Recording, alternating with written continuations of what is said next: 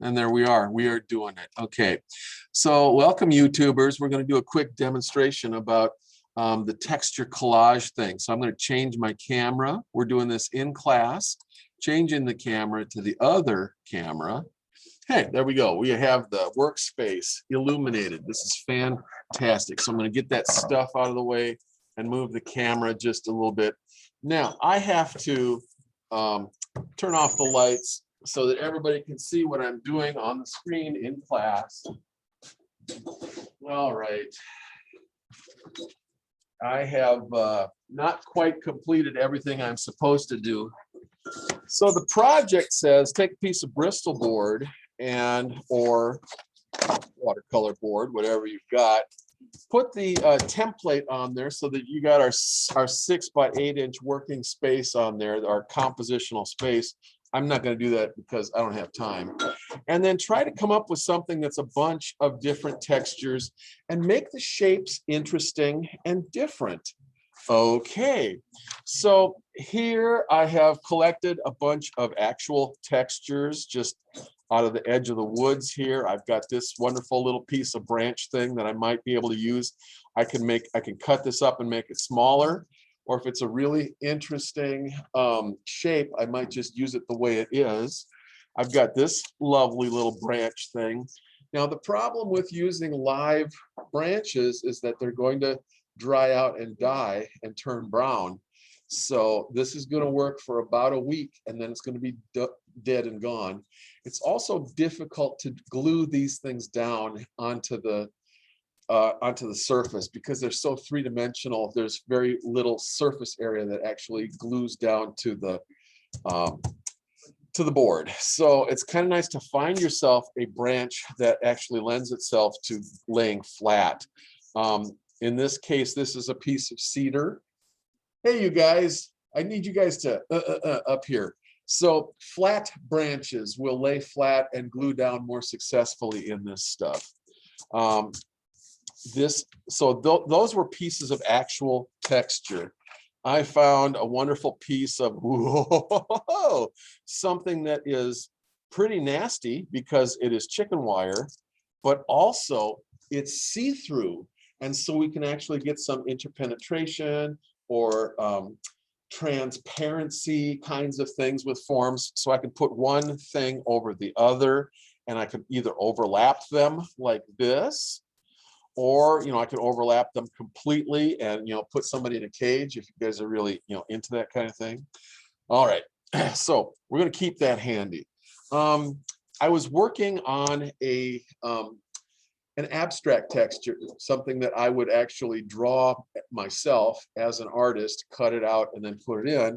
And I was playing with the idea of the wood texture concept. So again, you're going to take a piece of paper and you're going to draw maybe whatever it is you're going to draw. You can draw your water. That's not very good water, but it is water, sort of. You can draw water and then cut that out and do it as an interesting shape. Just don't do it as a chunk, like a really boring square or rectangular shape.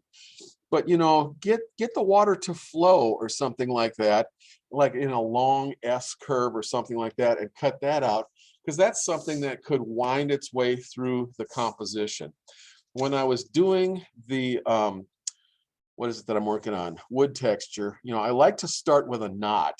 Whoops, you guys can't see that. I'll start with a knot in the wood and then maybe go like this to make a knot in the wood. And then as I bring the texture around the knot, and each growth ring in the wood has to kind of go around the knot like that, then you can see what happens as we get that distortion less and less and less out there into the wood grain itself. And finally, you get out there half an inch or so or an inch and things kind of tend to straighten out a little bit. And so the first thing you have to do is run around the knot and make your wood grain nice and uniform so that it's running around the knot. But as you get further and further away from the knot, things will straighten out again. And what I was doing with this one was, again, it's really easy to make this into a very boring shape. And I don't want this to be a boring shape. I like these shapes to be exciting, interesting, different, engaging shapes. So with the one that I've got here, I ran some of the lines long, and I came in and maybe I could cut around and do something to make a more interesting shape so that it's like a fragment of a piece of wood or something like that. It's not just a rectangle of wood. And that gives me something a little bit more interesting to play with in the final composition. And then for the invented texture, I was talking about like chicken scratch, right? Because you have to invent the texture yourself. And so I'm going to just invent myself a texture. And I'm also thinking about shape. I think that I have not taught this very well for the last 30 years because people don't think enough about what we just did in terms of shape. Guys, I need you guys attention up here, please. So we're going to create ourselves a texture. That is an invented texture. It comes out of your imagination. I'm not basing this on anything I've seen before. It feels rough, like it could be sand or something like that. It's just kind of a chicken scratchy thing.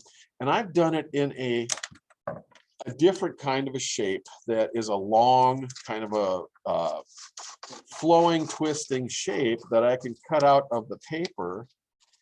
And then that'll give me an interesting shape to work with in terms of collaging it together with other things. So I know that our collaging techniques may have atrophied just a little bit because we've been drawing so much the last 3 weeks, but we got to get back into the idea of how to make an interesting looking collage. And so as we bring our elements together, I have an actual texture. I have a simulated texture here. The photograph is a good simulated texture. I've got an abstract texture and an invented texture. Sometimes when I've got a lot of hair in the photograph, that's kind of fun to have another very linear texture to go along with it, like the abstract wood grain texture. And so I have to play now. Do I want that underneath and overlapping like that? And so I want you guys to be able to play with these as loose pieces of something so that you can get good, strong integration, of elements, good, strong visual linkages in the composition. I don't want these things to just be sitting out there, by themselves, floating with lots of negative space between them, because that's not how you create an interesting integrated composition. So, work with it and see if you can get the movement of, one kind of flow or shape or something to work with the movement of another kind of texture, shape, or something like that. And try to find ways to make these things interesting, overlapping, integrated. And in the fullness of time, you might be able to come up with some kind of a composition where you've got all four of them all together, overlapping, lots of big, good, strong visual linkages. You might even start to get some, intellectual connections being made, or even emotional connections being made between the different textures, images, and stuff. So, if you've got lots of linear textures in here, most of what I'm working with right now are kind of linear textures. The chicken wire is very linear. The abstract wood is very linear. A lot of this hair in this is very linear. And so this chicken scratch thing is kind of sort of linear. And so all of those textures are sort of related as textures, and that helps to bind it together visually as a composition. Those are factors of harmony that can help to hold the composition together. I went out and found myself a piece of corrugated cardboard, which had been out in the rain for a while, so it's starting to come apart. So I wanted to play with the idea of cardboard that was corrugated. I'm going to just rip it, because what I've done here is now I've got a piece of corrugated cardboard with one face of the paper ripped off, giving me this really cool texture. I've got some paper, residue paper left behind. I've got a uniform kind of a actual pattern almost, but it's a texture that I could work with. And so that too could be glued into the composition and worked with in terms of an interesting composition or shape. I want it to be an interesting shape and or something that goes well with the composition. And so I'm trying to find ways to put these things together so that they actually make sense and that we're building on the knowledge that we have about how shapes go together in a composition, how different values go together in a composition, and now textures. How do we make textures look interesting in a composition? Well, they have to also be interesting shapes. And we have a variety of values too in the composition. So, all of my textures are not just white. Although if you had a whole bunch of just white stuff like white satin and white lace, and then you did some of your textures on white paper and threw them in there, that could actually be super subtle and super interesting. And the whiteness of it could pull everything together as a unifying concept. So there are all kinds of different ways you can go at this thing. I want it to be fun, be fun with it. You can go outside the lines. That's just fine. Use lots of glue or glue stick because you're going to have to glue this bad boy down to get it to stick onto this thing. But this is a texture collage. And so we are trying to get the 4 different kinds of texture represented in this thing and then make it interesting so that it's not just a boring composition, but it's something that actually is fun to look at, that is interesting, that will roll my socks up and down, because that's important. You're supposed to impress the teacher. So for the people who are out there on YouTube, I'm going to sign off now and wrap this thing up.